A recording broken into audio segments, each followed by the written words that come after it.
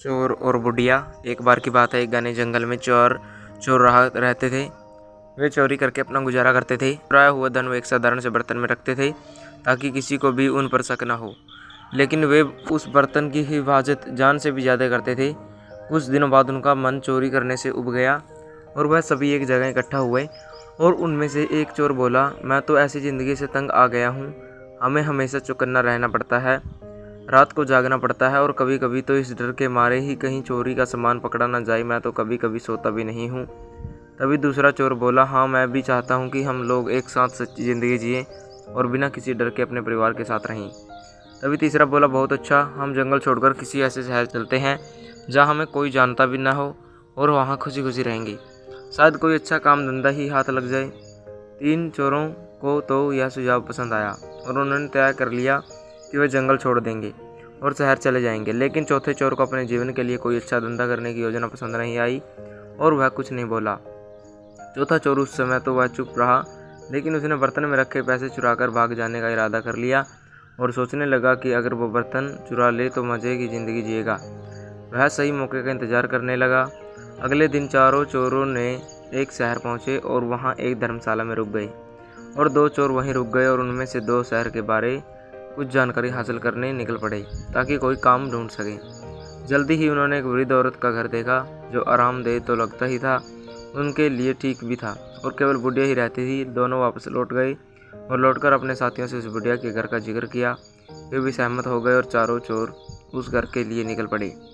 कुछ देर बाद वो चारों बुढ़िया के घर पहुंचे। उनमें से पहला चोर बोला, हम चारों व्यापारी हैं और इस शहर में कुछ काम धंधा शुरू करना चाहते हैं, लेकिन हमारे पास कोई रहने के लिए जगह नहीं है।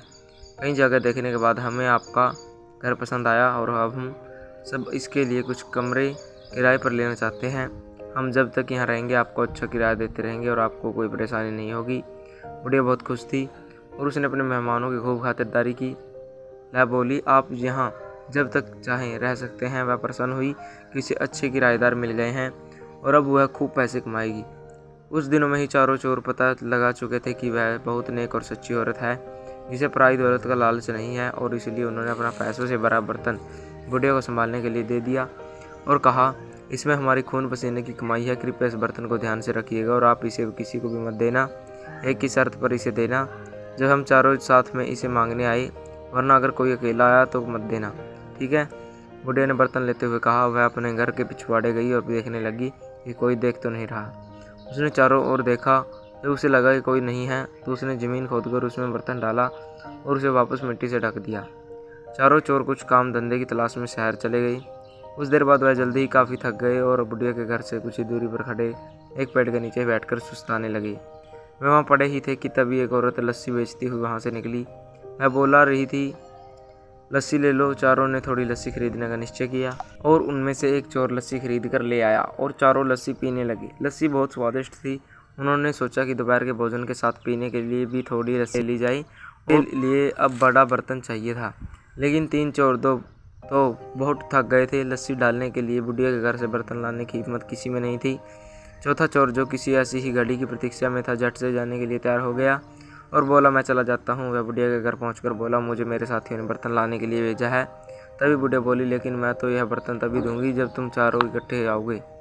वह मना करती हुई बोली, जाओ, मैं अब तुम्हें बर्तन नहीं दूंगी। तभी उस चोर के दिमाग में विचार आया और वह बुढ़िया से बोला, मेरे साथी यहाँ से कुछ ही दूर तक एक पेड़ के नीचे बैठे हैं, आप खुद ही पूछ लो उनसे, अगर वो मना करे तो मत देना। बुढ़िया घर से बाहर निकली। उसने तीनों को पेड़ के नीचे बैठे हुए देखा। क्या आपने अपने दोस्तों को बर्तन लाने भेजा है? वह चिल्लाई। तभी उन्होंने बुढ़िया की आवाज़ सुनाई दी और वह बोले, जी कृपया उसे दे दीजिए, हमने ही मंगाया है। बुढ़िया ने सोचा कि लगता है उन्हें अपना बर्तन किसी कार्य के लिए चाहिए होगा, इसलिए उन्होंने अपना साथी भेजा है। बुढ़िया बोली, तुम रुको, मैं लाती हूँ। वह उस चोर को फावड़ा देती हुई यह बोली कि पिछवाड़े से खोदकर बर्तन निकाल ले और ले जाए। इतना कहकर वह अपने घर के कामों में उलझ गई। चोर ने बर्तन निकाला और चुपके से पिछले दरवाजे से भाग खड़ा हुआ और वह जब वापस नहीं आया तो इस बीच उसके दोस्त चिंतित हो रहे थे। काफ़ी वक्त बीत चुका था और उनके साथी को कुछ पता नहीं था। तीनों बुढ़िया के घर आए और उससे बोले, हमने अपना साथी एक बर्तन लाने भेजा था, वह कहाँ है?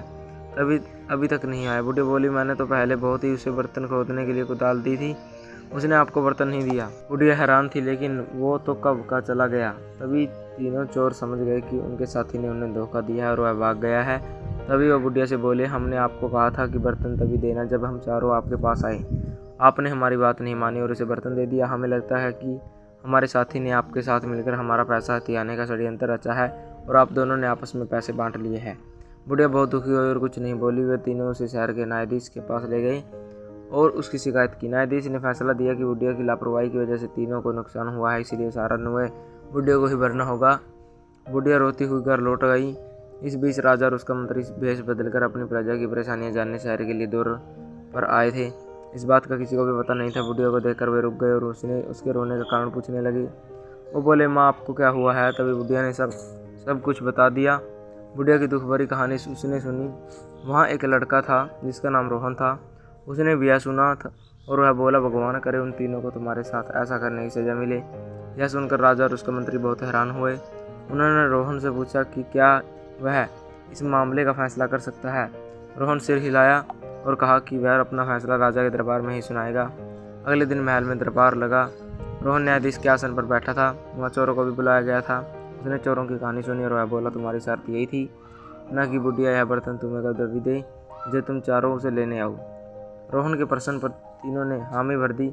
बहुत अच्छा, वह शर्त पूरी करने के लिए तैयार हैं, और यहाँ तो तुम सिर्फ 3 हो जाओ। अपना चौथा साथी लेकर आओ जिससे शर्त पूरी की जा सके।